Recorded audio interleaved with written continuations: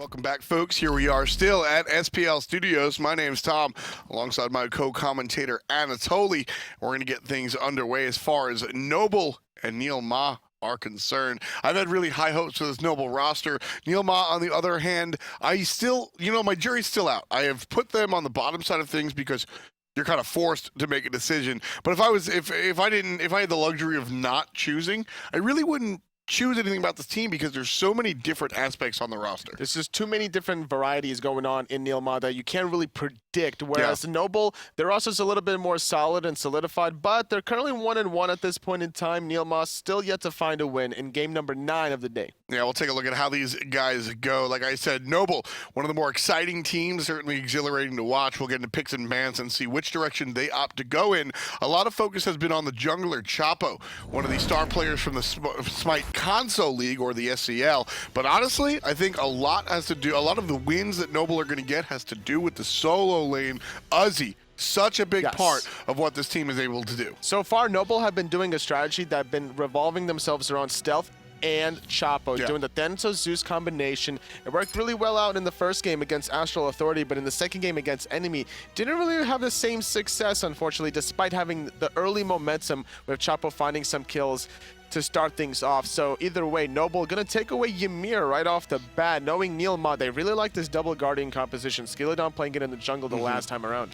And it's interesting because Skeeledon, watching NeilMah do things, watching Skeeledon do things on the Ymir, it wasn't always 100% accurate or right there, but the strategy was strong enough to make Noble be a little bit afraid of it. So Ymir and Kepri are going to be taken off the table. Noble are going to keep their eye on where NeilMah decide to go with their draft. One more ban out, and it's going to be the Zeus. I think that is a very strong ban. NeilMah focused on the mid lane for MLC. Definitely want to get MLC out of his comfort zone and making sure that he doesn't have a lot of these high bursting mage gods. Zeus has been a god that he's played 2 games in a row with. NeilMah recognizes, take that off the table, leaving with Noble first picking Izanami, electing to hold off on that Thanatos pick quite yet. Yeah, the Izanami, I think so.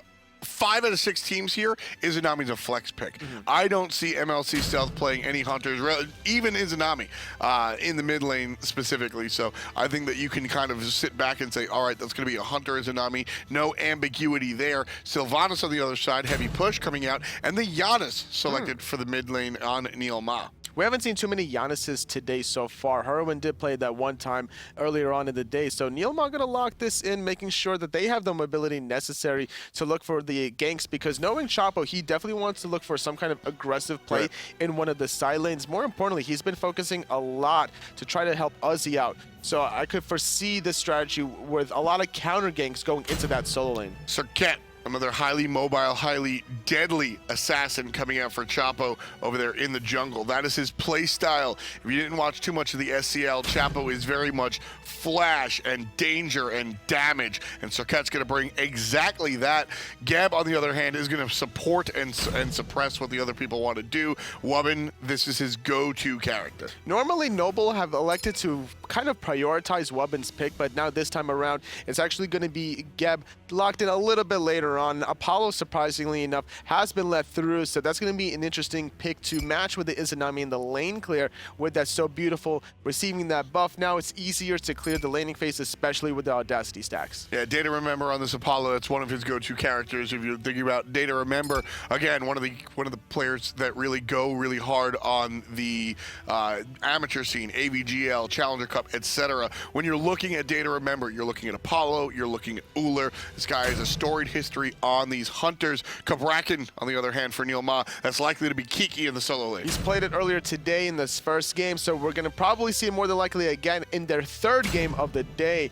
Ra and Tyr are going to be the last 2 picks locked up for Noble. Going to be a lot of damage there to try to make sure Serqet can find that last tick with her ultimate. Thor, the jungler for NeilMah. If you weren't convinced that Cabrakan was going into the short lane, there you go. We'll see Thor wind up in the jungle. Ra and Tyr, as you mentioned, I'm really looking at the Tyr specifically for Noble. Uzzy has been on a lot of these sort of sideline characters, the Vimanas, the Sun Wukongs, these gods that do damage and control the situation, but do so kind of quietly on the sidelines. This is Uzzy's opportunity to get big involved.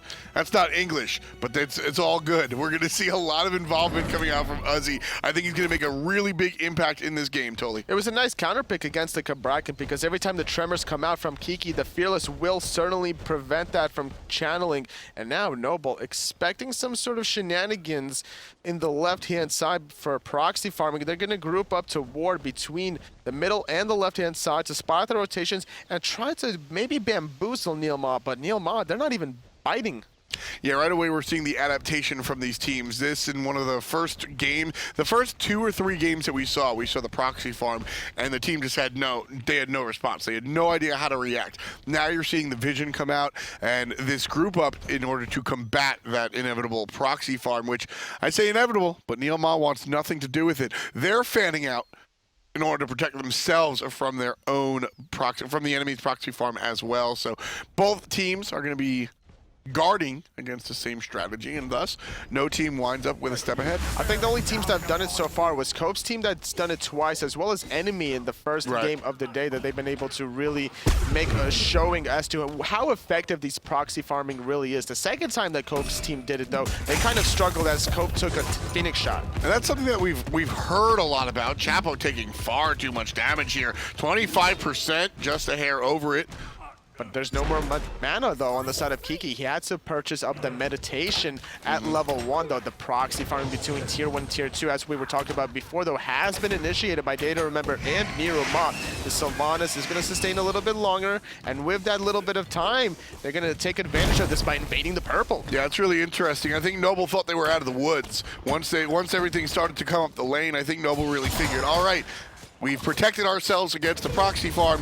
Let's go further on and continue on with the game. But that's just not the case. NeilMah waits a little bit. They're able to go ahead, pick up the lane, pick up the purple buff. They're even going to get the red buff. And if you keep your eyes on the top of the screen, it looks like, nope, those heartbeats are going to go the way of Noble. And that's something that a lot of teams aren't really adapting to currently, this proxy farm pressure from the dual lane. A lot of teams have been experimenting with it in scrims, but now that we see it live in action, we actually see how effective this is. Wowy's going to be on the worser end of this currently for DayToRemeber on the Apollo. If he continues to get this kind of golden experience lead, then he'll slowly start out-carrying. 2v1, Kiki finds the stun. He'll be able to walk away. But absolutely, your point about the duo lane remains intact. It's really going to be very interesting to see where this arms race sort of goes. Now, at the moment, teams are basically even. You're looking at less than 100 gold separating themselves. I had to double check that time. I was wrong last time, but they're separated by about 100 gold. So that proxy farm doesn't really give a lead to NeilMah necessarily. In fact, they're the team that's kind of theoretically behind it. It's just the fact that they're able to get those buffs off of the map. And once they get their own red and their own purple, then that 100 goal lead is going to slowly start building up further and further. Janus going back into the mid wave after picking up his own red buff now, as well as Skeeledon now grabbing the, well, not grabbing the purple, but just making sure that it goes down on the floor. So we're going to see NeiruMah pick that one up and apply even more pressure. But because of them grabbing their own buffs, this leaves an opportunity for Noble to sneak those oracles. Yeah, well, definitely the vision goes to Noble right there. The 3-man group up in the mid lane, as per usual. Chapo trying to hit 5, so he has that deadly ultimate. Wants to find that before he finds a gang. Wowy level 3 because of the fantastic farming that we've seen in the lane. Very good job done by the guys on NeilMah to zone Wowy away from the experience. 1.5 levels, if not 2 levels, separate our 2 hunters. And like I said, that's no mistake. You saw before NeiruMah's support, NeiruMah, that's actually NeilMah, he was the one standing in between the wave and the opposition, making sure Wowy couldn't step up. And what's more important was the counter pick here coming out of NeilMah was the fact that they let Izanami go through just so that they can pick up Sylvanus. All that damage over time with the Wisps is going to reveal Wowy every single time he uses that escape. Once you take any sort of damage during that stealth in Izanami, you will be revealed, and that's going to allow DayToRemeber to continue to be aggressive so far. Already level 5, whereas Wowy's still trying to get his ultimate online. So one of the benefits that Thor has above Serqet, and I guess this is arguable, but I feel like the ball is in Thor's camp, is the fact of how quickly he can rotate around the map, and thus he can really set the tempo of the game.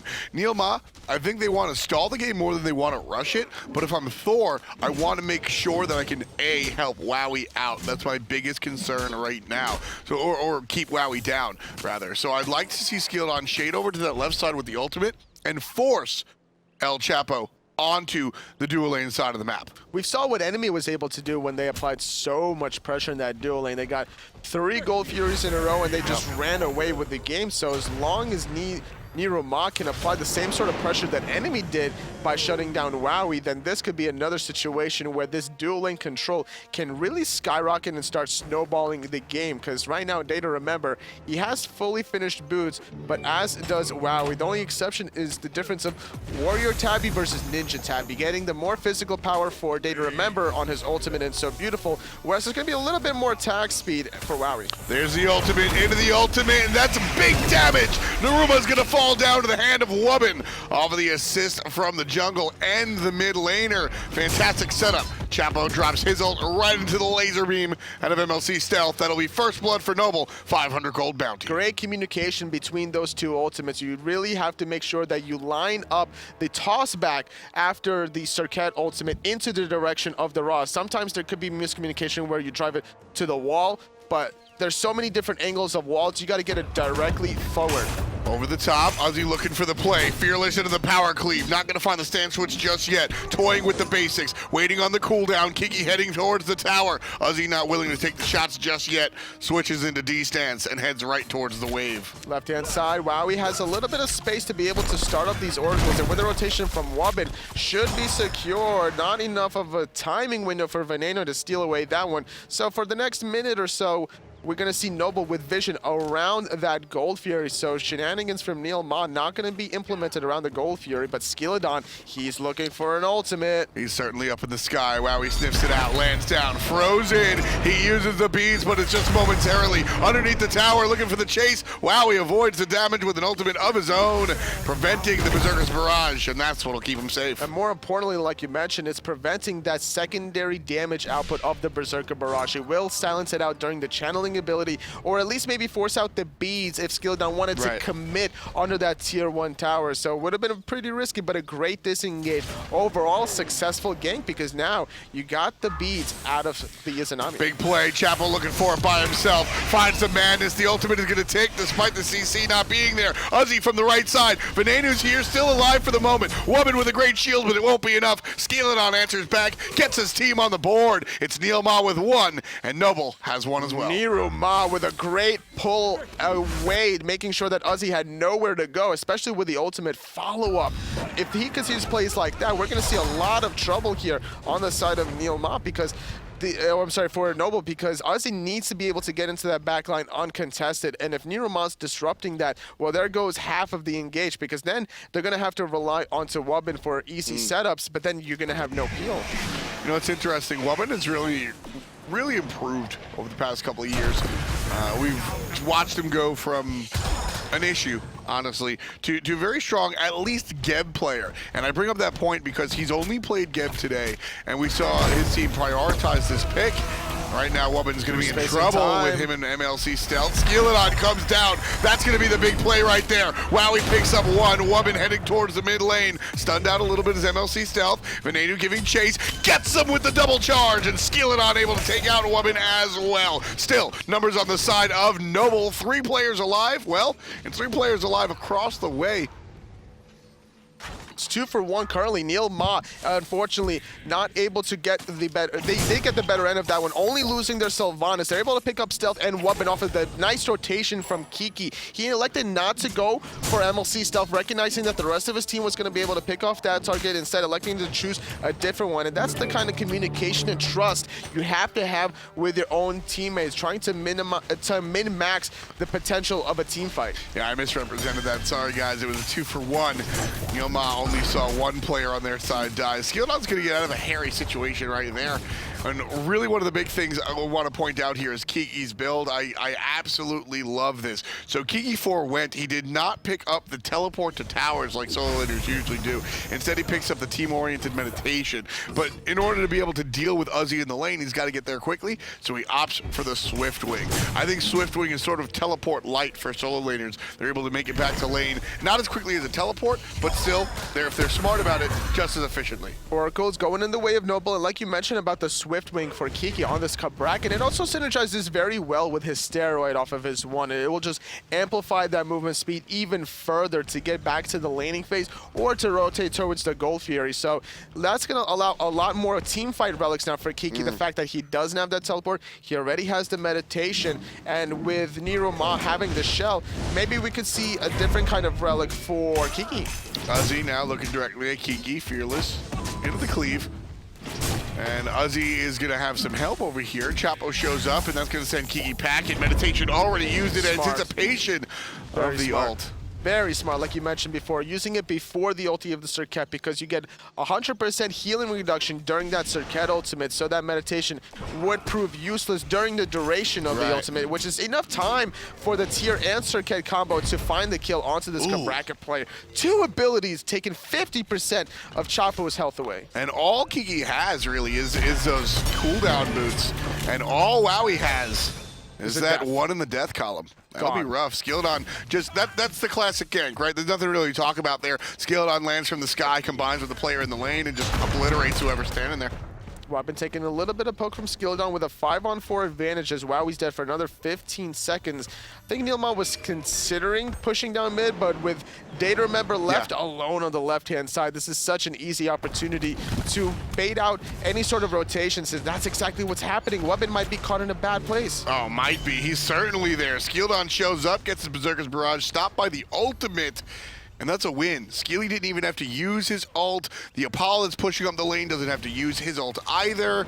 That is a very big win for NeilMah, believe it or not. Wubbn doesn't have his initiation intact. It's all about the positioning, if you can take advantage. But Chapo, without a position completely, gets caught, but he takes out Venenu. He portaled through mid into the jungle, but those poison ticks took him out. Overall, 1-for-1 trade, but he used beads in a situation where his cooldowns were already used. He had no way of escaping. He should have saved the beads there. Yeah, I agree with that one. Still, that's that right there. If you're unfamiliar with the player, like I said, he's a console league player coming back to the PC. That right there is a microcosm of what Chapo does. He goes deep, he goes hard, he gets the kill.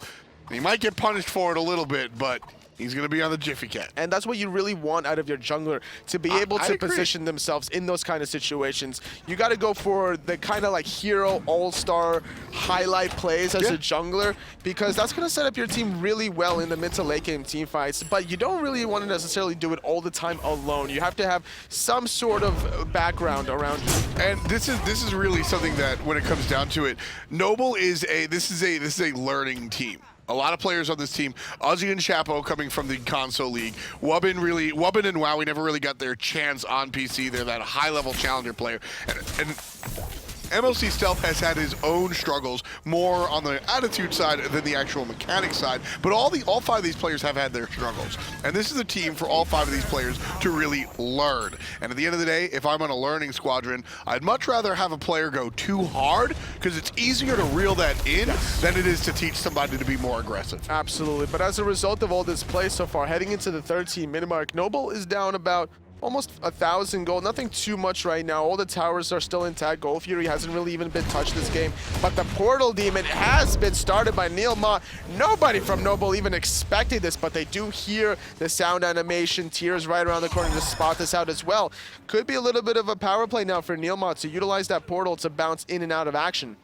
Yeah, it's going to be the first real lead of the game. 1,000 gold here in 13 minutes, which is a very small lead, but at least it's something to hang your hat on. Excuse me. NeilMah now shifting over to the left side of the map in general to respond to what Noble's done, which is pretty much the same thing. Proxy farming by both of our junglers. Or, well, no, the wave is still there. Kiki tried to proxy farm, but got there too late. Skeeledon, though, going to get poisoned out by Chapo, not wanting to commit too close because DayToRemeber is pretty dangerous at this point. Level 14 with the red buff, has the Poison Star available, working on that Wind Demon now just to be able to synergize with the slows coming out of the Poison Star and making sure that every time the crit happens, not only is he slowing and taking away damage from the enemy, he's also going to be boosting up his own movement speed.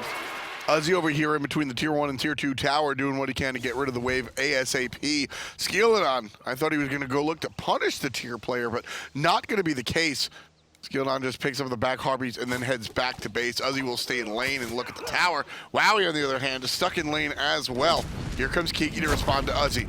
Half HP on the tower. Certainly could get the kill here if Kiki didn't show up. Uzzy ignores the confrontation completely and just goes directly for the wave. Good choice from the solo laner. That's what you really have to do as a solo laner, force the rotations, but now it's going to be forcing a lot of abilities onto the Sylvanus that takes the portal away. Chapo is chasing him down, using the defensive ultimate just to peel him away. Meanwhile, Kiki has 3 people into his trembles. DayToRemeber trying to find the damage, and now in the sky is Skeeledon. He's wanted to land down. Stealth is taken out. Now Skeeledon still looking for more. Uzzy over the top comes right around, but still can't find a target. Which one are you going to look at? Everybody's grouping up for the young tier player. There he is. Blink right onto the solo laner. Fearless on a Kiki, and now the damage coming out. Geb shield is just not enough. Finds a heal. That'll be good. And the Gold Fury goes down to the hand of NeilMah. Uzzy tries, he might, can't find it. And Venenu finds the double hit. They want more. They got Uzzy. That's their second kill during this engagement. 5-on-3 for a little bit longer, and now they're going to group up on the left-hand side. They're going to stun out Wowy. Unstable Vortex from Venenu finds that one. Second tower now gone of the game. First one for NeilMah, taking away that dual lane, and they're not done yet. They're going for tier 2, Tom. Absolutely. Wubbn's the only one here that can actually defend. Uzzy and Wowy are down for the count, or at least 25 seconds plus. Chapo and MLC, they know where they are on the map. You can see Chapo pushing out that tier 1 tower. MLC through the wall. Multitasker, finishes out those back harpies, throws out some damage. Not enough to get a kill. I question totally. If MLC was part of that team fight, you think that tier 2 would stay alive? I don't think so necessarily. There was just too much damage. There is no ultimate available for Stealth to be able to burst anyone down. So that was a really nice job for him just to be able to give up the tower. There was a little bit of miscommunication though, unfortunately, because Wubbn was there. He thought one way, MLC Stealth thought of another. Got to be cleaning up those little mistakes if you want to be able to get out of this relegations and then get back into Season 4 SPL. All right, so we're going to take a look here. 16.5, 9-3. NeilMah has definitely had the upper hand during this early game, but the lead is down to about 4,000 gold. This is certainly one that we can see these teams fight into. Absolutely. Noble, they are down a little bit, but it's still the mid-game where they still have some tools available at their disposal to come back into it. They have the sustain from MLC Stealth. They also have the Geb shield coming out of Wubbn to get people out of sticky situations. Chapo needs to find some more plays on the Serqet, but at the same time, he can't overextend too far. That's also one of the big points, is that Serqet is in the jungle. Serqet is a story told in 2 parts. You've got the early game where she's really about the crowd control, and that ultimate to combine with the mid lane. Very similar to some more of the traditional stuff like Rat and Thor, despite her not having the global ultimate capability. And then chapter 2 is really when she starts building the critical strike. Then it all becomes about the zigzag, and Deathbane actually becomes part of your death.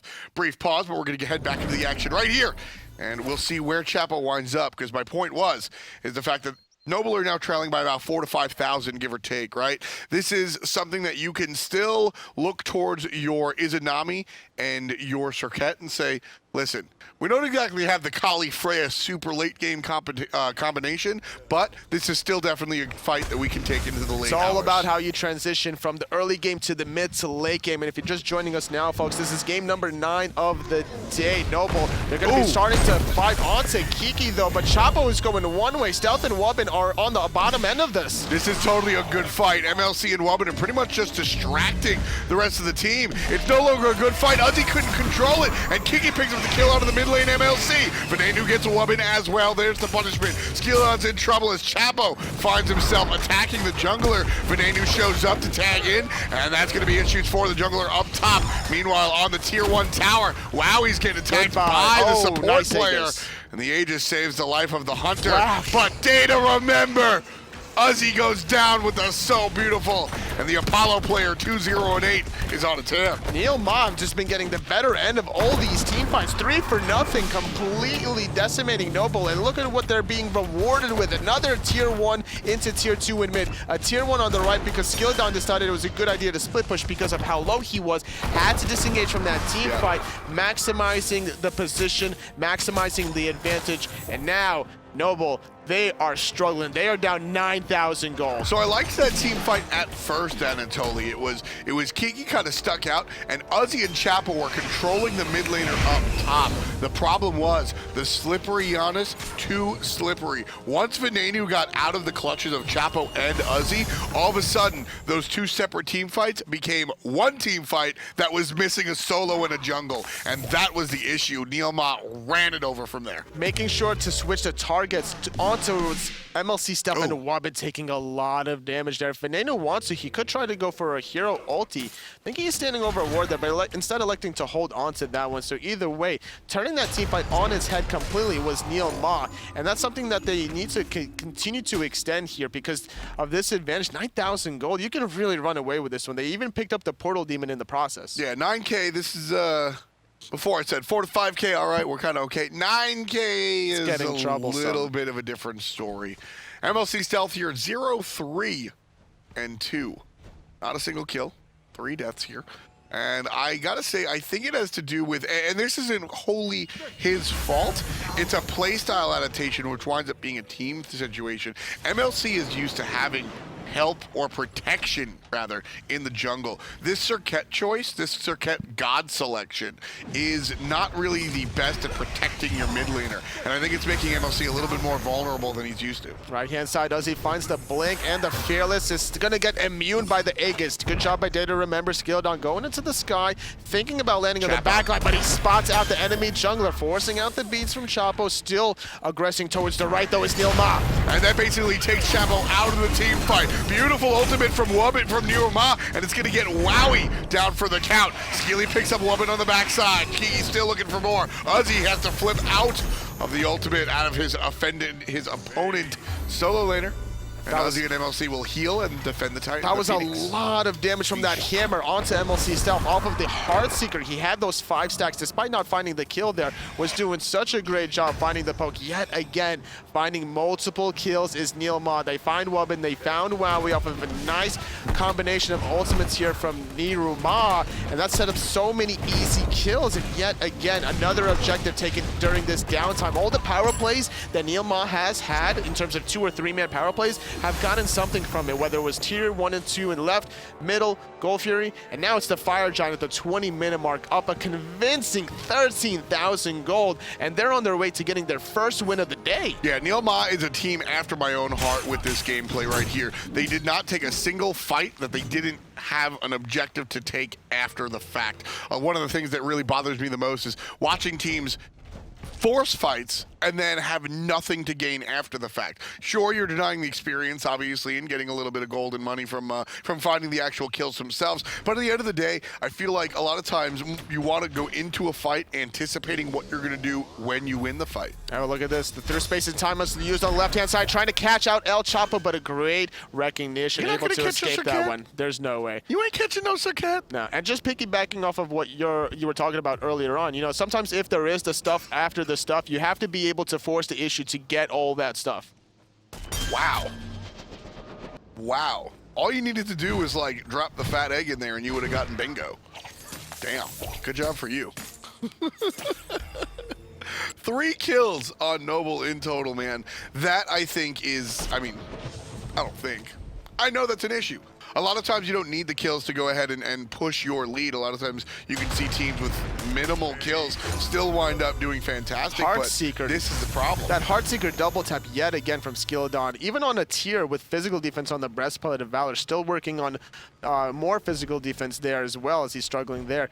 22 minutes on the clock, though. NeilMah are grouped up left-hand side. They want to grab their first Phoenix, and I like the idea here with the Fire Giant still split pushing as Skeeledon, relying on that ultimate, the global pressure to be able to pick somebody off, as well as at least forcing somebody to stay in the mid lane to force a 4-on-4 on the left, and then he'll make it a 5-on-4 that quickly. I love how just by himself this Thor can keep multiple members here. You have Uzzy stationed here, Chapel running back and forth like a free safety, and MLC was here as well. He's going to shift over back here towards the mid lane, all for one Thor. The rest of the squad is filtering in on the left-hand side. Playing it safe is going to be Janus. 2.5 people were there trying to defend against Skeeledon on left-hand side, though. NeilMah, now this is the time to aggress. Kiki's thinking about going in. He's going to force out the beats out of Wowy and then retreat back under the safety. He has to sustain from Sylvanus. He also has to sustain from Fire Giant. Skeeledon comes I think he thought that Kiki was going to continue to aggress in the back line. So during that duration, once he realized, okay, well, Kiki's not committing, now I have wasted my ultimate. But either way, there's still another minute on this Fire Giant buff to keep pressing on this left side Phoenix. With that in mind, though, Totally, the fact that Thor ultimate is down is actually a really big problem. Noble should certainly look to capitalize on the fact that they don't have to worry about that. MLC dealing some damage to Kiki. Meditation comes out, but Kiki controlled the right way. Can fall to the bird, and he will. Wow, he gets credited as the last sickle hits him on top of the head. Firebird still alive, 75% HP, in fact. A ton of life on that objective. Now finally being focused. MLC playing it safe, and there's DayToRemeber, able to pile the basics into it. Coming forward, wow, he gets a big hit. Chase potential is here, but Noble don't want to find it. MLC gets taken out by Venenu. Absolutely melted. Just so much damage on that. DayToRemeber juggling up the Apollo player, able to walk away for a little bit longer, trying to get some more support. Skeeledon looking for the wall, but a great disengage from Noble. They're not able to defend that left side Phoenix, but it could have been a lot worse. They only gave up one Phoenix during the duration of that Fire Giant buff. That was just extra rough for NeilMah. They had almost every situation they could possibly want right there. The Thor ultimate was down for the count, so they didn't have to worry about getting surprised mid-team fight. We saw a big poke out and then a big crit coming out from Wowy to bring everybody down to 10% HP, but there just was no chase. Noble really, Noble really could have used that defensive stop, but instead, NeilMah able to pick up the Phoenix. Venenu did a great job using his through space and time offensively that team fight. I believe he clipped both Stealth and Wowy, if I'm not mistaken, and that basically brought them at about half health. Looking at his build, he actually has Doomor fully stacked up with the Spear of Desolation, having a decent amount of penetration with that item, along with Shoes of the Magi. And it just allows him to absolutely melt everybody, and this is why he's on the top of the player damage chart. That one unstable Vortex just absolutely melted Stealth. Yeah, it's really powerful when Janus opts to build like this. We don't see it often, usually going for the utility build, but certainly a big deal. Skeeledon taking a lot of damage from the other mage in the game. Chased out, 10% HP or less. There's a beautiful ultimate coming from Kiki. Big control, and Venenu capitalizes off of it, taking out the enemy jungler. Chapo down for the moment. Here comes the rest of NeilMah controlling Wubbn. Over the top comes Uzzy, looking for the control onto the mage. Can't find the Fearless. Needs to save his teammates in the back line. Wubbn uses the relic, and that's going to help him and his teammate. Here's Skeely from the top. Uzzy's stuck. Uzzy's in a hole. Uzzy's in the wall. Uzzy's gone. DayToRemeber. Remember the name. It's Uzzy down, and here from the top comes the Hunter. MLC tries to dissuade the opponent, but he just can't. The portal controls the support one more time, and DayToRemeber with the basics. Too hot to handle. There's another one. 5 in total for the Hunter. DayToRemeber has been playing on point, and now he overtakes Venenu in the player damage chart, utilizing that Fatalities, juking, weaving in and out of the action, juking out Stealth's ultimate, juking out his first ability as well. Stealth has just been having a rough time trying to kill this Apollo player from a distance because of all that mobility. Exactly. There's not a lot of setup potential on Noble's composition. You're looking at the madness from Serqet, which is A, close range, and 2, hard to hit. And you're looking at the ultimate, which we discussed the problems with that one before.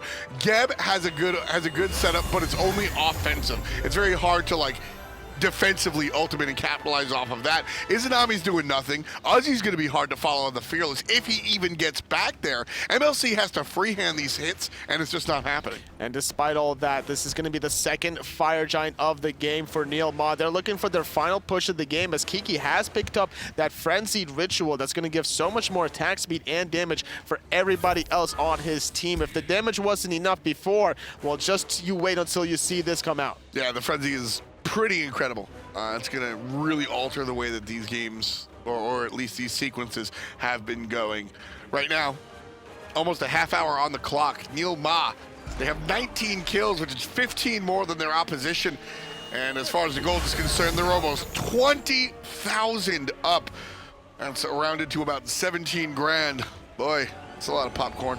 Absolutely, it's too much to handle. The spell is just overwhelming the battleground of the gods as the middle Phoenix is going to be pressured on by NeilMah. Right-hand side, though, Thor is waiting along with Janus, going to try to use their global pressure and apply more pressure even here. Skeeledon, no, Chapo is trying to force Venenu out of this team fight, but he took a lot of damage. He has to retreat himself.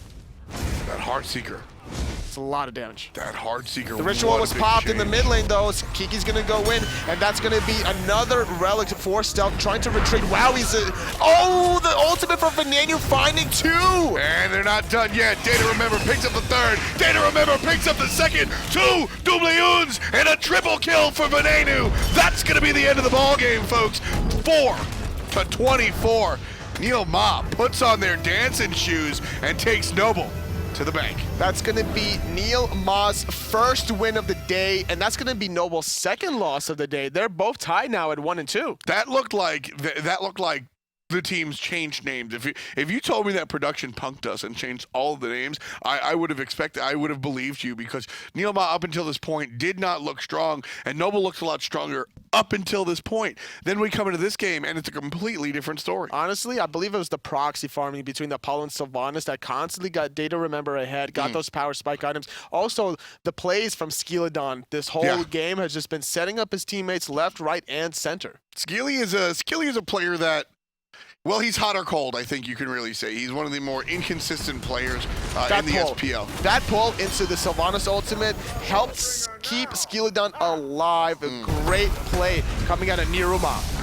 And when it comes down to it, Skeeledon, I think, is he's young in his SPL career for what it's worth, but what he needs to learn is consistency.